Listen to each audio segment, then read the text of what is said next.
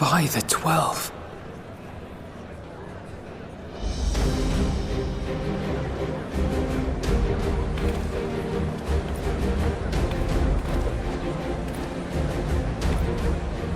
Glad you could join us. I hope you don't mind, but we went ahead and started without you. As you can imagine, our traveling companions were eager to become acquainted.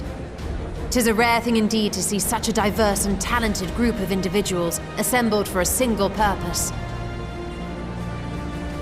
We fight not only for the sake of Eorzea, but for the entire world, including the people of Garlemald.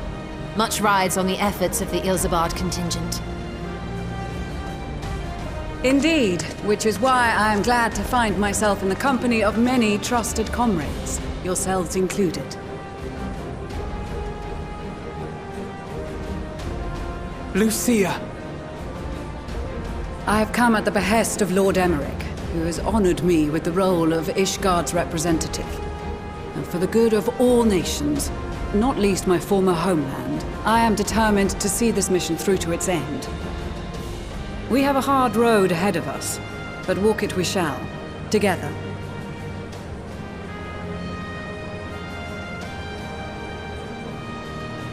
We too welcome this opportunity to work together once more. I have faith that, if there is a way to resolve this conflict, we will find it. Allow me to introduce you to the rest of our company.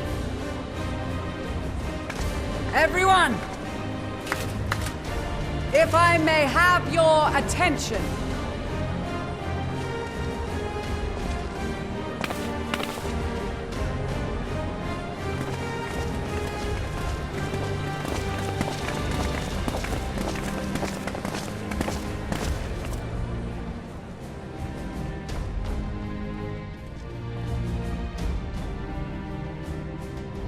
Might I ask you to speak first?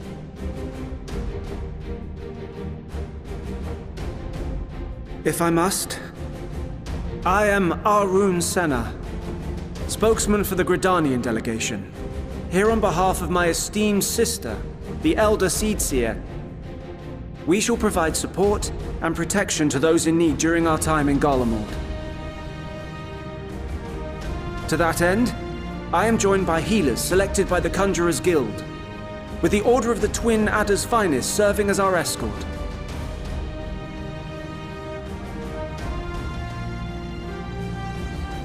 Of course, with an experienced white mage such as yourself accompanying us as well, those requiring more involved treatment will be in safe hands.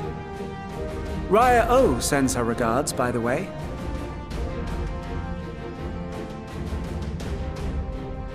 Suppose I'd better say my piece.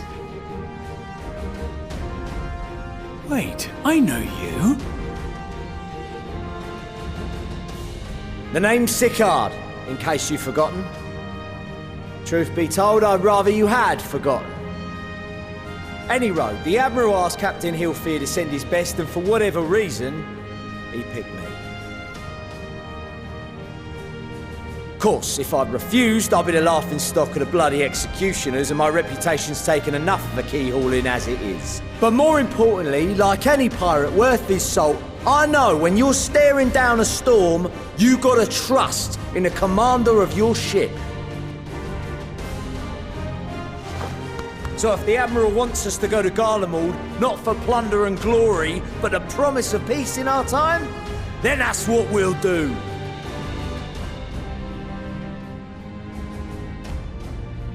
Since we all know how much the Empire loves its steel, we thought we'd bring along a few smiths to make the most of it.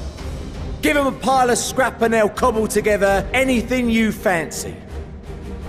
Of course, just like the Gridanians, we got fighters of our own. We might have come with a more constructive purpose in mind, but we're more than capable of cracking skulls, believe you me. Well, you're certainly raring to go. But then again, so are we. The most dependable warriors of Uldar and Alamigo have assembled at the Sultana and General Aldin's behest.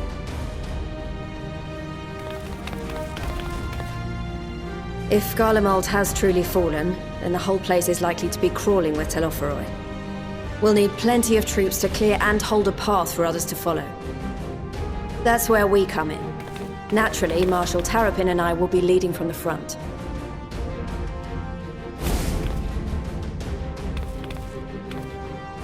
It's been some time since I last saw you in your element on the battlefield. From what I've heard, you've become pretty fearsome yourself. Master Matoya? The Avatar of Destruction?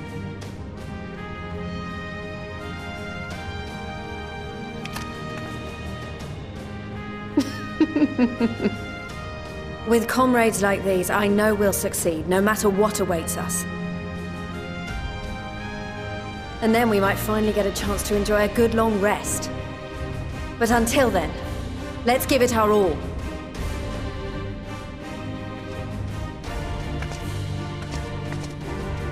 As for Ishgard, we Temple Knights have come in force to uphold our nation's commitment to the peace and welfare of our allies. The bitter cold of Garlemald is a formidable enemy in of itself. Our experience fighting in ice and snow will prove invaluable in the days ahead. Accordingly, I have been designated commander of the Ilzabard contingent. I will do all in my power to provide you with the leadership and guidance you require. The four high houses, House Hylinart foremost among them, have arranged for a host of machinists to join us on our mission. Their knowledge of Imperial Magitech is sure to be a great boon. They will address any problems of a technical nature, together with the smiths of Limpsa Lomitsa. There is another awaiting introduction. Lord Emanolain! Ah, yes. Emanolain de Forton, at your service.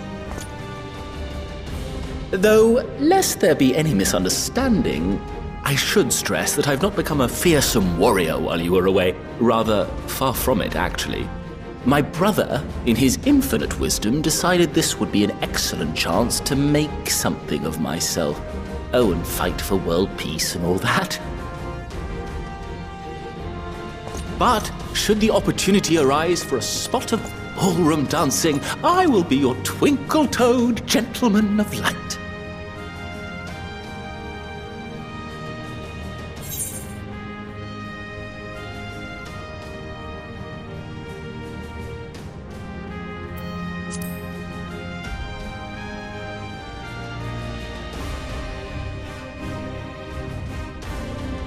Huzzah! I cannot wait to regale Honoroa with my tales of daring-do.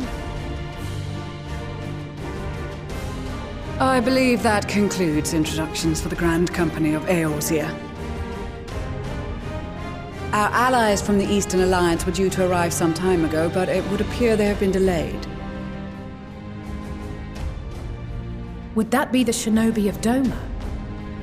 Actually, they've been tasked with relaying messages back and forth between the various eastern nations.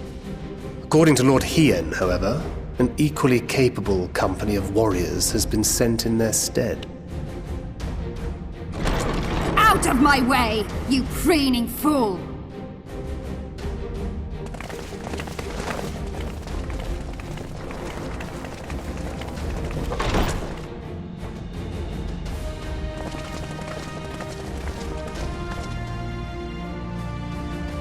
Forgive us for coming late. We are the delegates of the Eastern Alliance. Cyrena, and you've brought company. For battle and blood we come, as the steppe is sorely lacking in both. No towers befoul our lands, so we marched on those of Doma, only to find them beyond our reach. But now our thirst for slaughter will be slaked. No quarter to the enemy! Sadu Hatun, no. We go to make peace with the Iron Men, not war. Warriors of the Steppe, we've heard many tales of your bravery. We welcome you as allies. And these other ones you have brought are... Members of the Dalmascan resistance group, Lente's Tears. And the Bosnian resistance. Between them, they have a wealth of experience in espionage, and are particularly adept at infiltrating Imperial facilities, which is fortuitous, since Garlemald's domain is so vast that I could never hope to handle reconnaissance duties all by myself. Dalmasca, Bosnia, Alamigo. All lands which have suffered the tyranny of the Empire. I would never presume to question your motives. Nevertheless, I must reiterate that our goal is to aid the victims of the Telophoroi, the common folk of Garlemald. And they are victims, make no mistake. Though I understand that many may struggle to see them as such. You're more right than you know. For every one of us that answered the call, there were a dozen that refused. Not only in Alamigo, but everywhere we went. And who could blame them? The Empire's always been the enemy. But after seeing what we've seen, fighting and working against and with Garleans, there's no denying the simple truth. They're just people. No different from you or I. They've got their share of liars and murderers, but so do we. So do we all. Fordola, who once swore herself to Garlemald, has proven herself a trusted ally time and time again. Every Eorzean here knows Cid Garland, the Imperial defector who shared with us countless technological wonders. Gaius bloody Baelsar himself is working to help rebuild Wurlit, a nation he once conquered. So you can believe me when I say that every fighter here understands and accepts that the Imperials are not monsters and are deserving of help. Or at least that they were able to put aside their feelings for the greater good.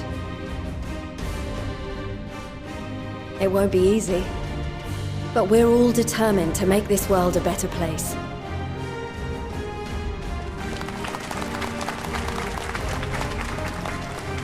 What lingering concerns I may have had were clearly unwarranted. I agree with everything you said wholeheartedly.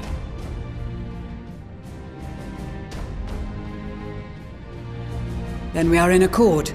Now, let us review our strategy. To reach the Garlean capital in northern Ilsabard, we must cross the central mountain range. Fortunately, Garlond Ironworks can provide aerial transport, sparing us this most treacherous part of our journey.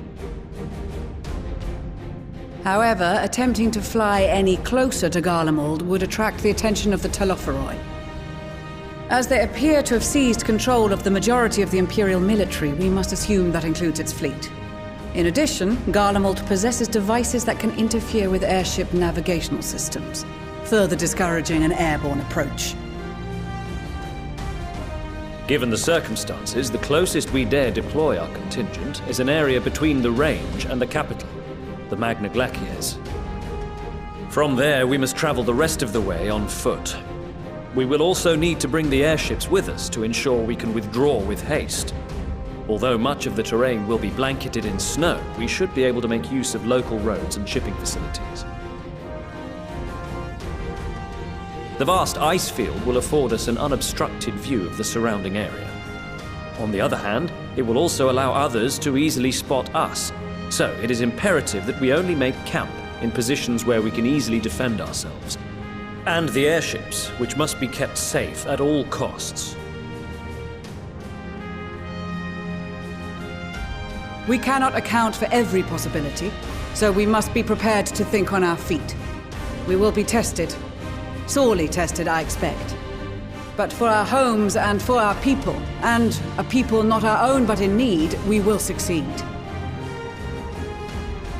Spare no effort in your preparations. Once we depart, there is no turning back.